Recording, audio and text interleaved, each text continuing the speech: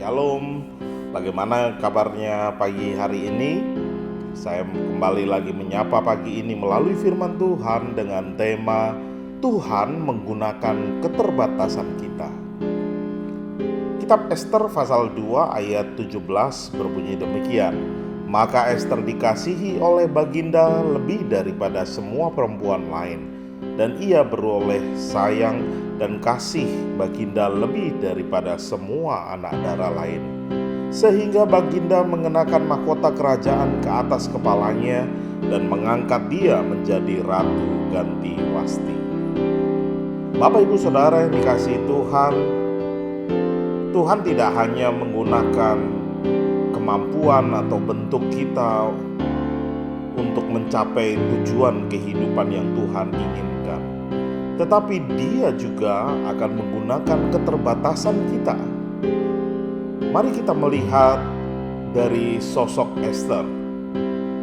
Ester memiliki beberapa keterbatasan besar yang membuatnya seperti tidak dapat berbuat apa-apa. Dia adalah seorang yatim piatu yang diadopsi oleh Mordekai. Ester juga adalah seorang minoritas, seorang Yahudi yang tinggal di negara Persia. Dan Ester juga adalah seorang wanita perawan. Seorang wanita perawan dalam masyarakat yang didominasi pria itu tidak memiliki hak sama sekali. Tetapi Tuhan menggunakan semua keterbatasan itu untuk membantunya memenuhi kehendak Tuhan atau rancangan Tuhan. Terkadang apa yang tampak seperti bencana dalam hidup kita adalah bagian dari rencana Tuhan yang jauh lebih besar. Ester bisa saja berkata, kalau saja saya tidak dipilih, kalau saja saya memiliki pendidikan yang lebih baik, atau kalau saja saya lebih seperti orang lain, maka orang melakukan itu. Dan akhirnya mereka menjalani hidup dalam kebencian karena selalu melihat orang dan berkata pasti menyenangkan menjadi mereka. Bapak ibu saudara yang kasih Tuhan, jika kita memiliki sikap seperti itu, kita tidak akan pernah memenuhi tujuan Allah dalam hidup kita. Kita harus menyadari bahwa rintangan yang tidak menyenangkan dalam hidup kita seringkali merupakan kesempatan yang ditetapkan oleh Tuhan untuk membuat perbedaan. Memang sulit untuk melihatnya saat kita merasakan sakit. Tapi coba perhatikan seorang Ayub.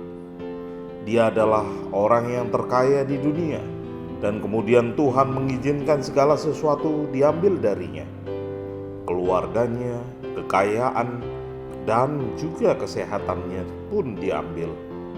Kemudian ketika Ayub mulai mempertanyakan Tuhan, Tuhan juga diam. Ayub berkata dalam pasal 23 kitab Ayub ayat yang ke-9, 10 berkata, aku tidak melihatnya di utara karena dia tersembunyi. Aku melihat ke selatan tapi dia, yaitu Tuhan, seolah-olah tersembunyi. Tapi dia tahu kemana tujuanku. Setelah dia membuat keputusan, siapa yang bisa berubah pikiran? Jadi dia akan melakukan apapun yang dia, dalam hal ini Tuhan, rencanakan kepadaku. Dia mengontrol takdirku. Itulah kata Ayub. Kita hidup di masa yang tidak pasti dan sulit. Gelombang kedua juga sudah mulai datang. Beberapa negara juga sudah mulai mengalami resesi ekonomi. Dan kita mungkin tidak dapat memahami semuanya itu. Tapi Tuhan tahu apa yang sedang terjadi. Kesenangan dan rasa sakit, peluang dan hambatan. Tuhan dapat menggunakan semuanya itu untuk rencananya. Amin. Mari kita berdoa. Kami mengucap syukur ya Bapa, Engkau Allah yang hidup, yang menggunakan setiap keterbatasan kami. Firman-Mu mengingatkan kami ketika kami mengalami hal yang buruk sekalipun, ataupun kami memiliki keterbatasan-keterbatasan dalam hidup kami. Bukan berarti itu membuat kami terhenti, tetapi justru kami semakin sadar Tuhan sedang memakai kami melalui keterbatasan yang ada.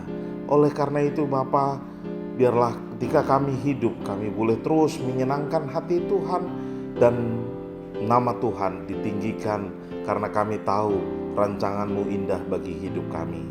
Terpujilah nama-Mu. Kami terus berdoa untuk gugus tugas relawan tenaga medis, dokter yang mengatasi wabah penyakit corona. Kami yakin Tuhan juga menyertai memberkati kehidupan mereka.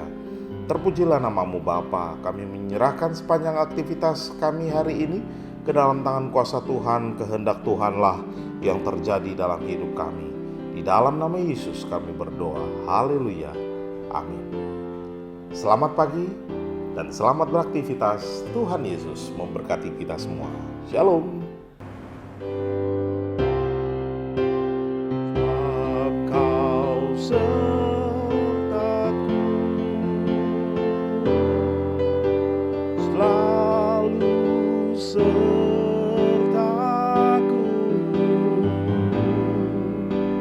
sepanjang hidupku. Dia selalu beriku kemenangan.